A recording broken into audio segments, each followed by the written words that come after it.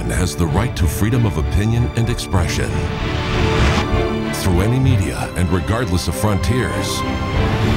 Universal Declaration of Human Rights, United Nations, 1948.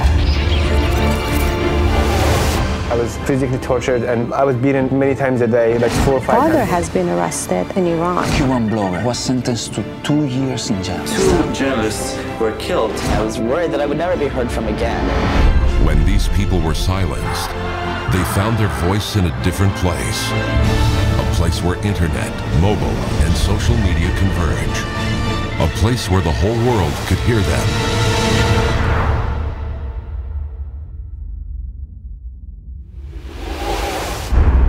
I knew this girl that was studying engineering in the United States. She gets this phone call from the secret police in Iran saying that she's got to stop criticizing the country online.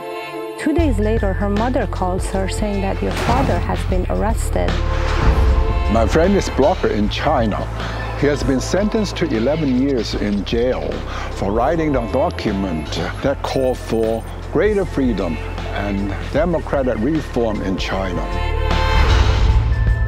In 2004, I was arrested by the authorities. I was told that my writings has put in danger the national security of the country. They sent us to a ward that they used to keep the people who were ready to be executed.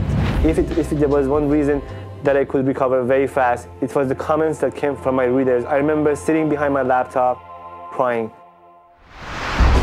31% of internet users are censored by their own governments.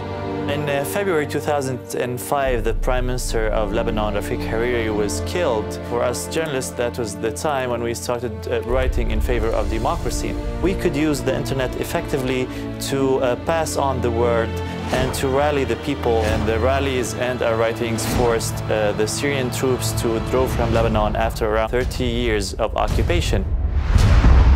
I'm the creator of the internet group 1 Million Voices Against the FARC, which rallied 12 million people around the world on February 4, 2008 against the terrorist organization FARC. We discovered as a society that we are civilians, that we care. So we discovered all this national feeling of solidarity. Last year we had parliamentary elections which were falsified. 6 of my friends decided to mobilize people through internet. We expected not more than a couple of hundreds of people, and when we saw 15,000 people, it was a great shock for us. All these protests, which started as an internet-based movement and then became a social movement, it was the main thing which changed public opinion in the whole country. Cyberspace has become the universal meeting place. I was sitting behind my laptop and working online, and I wrote something and it was up there and people could see anywhere in the world. And I think it was one of the most beautiful moments of my life. Where words can build worlds. Even if you don't have freedom of speech, you can be free if you have internet. And free speech is the path to freedom. We live in a 21st century that is supposed to be the century of freedom. How can some few people take the liberty of someone? We cannot tolerate this anymore. Now I have a hope for a change.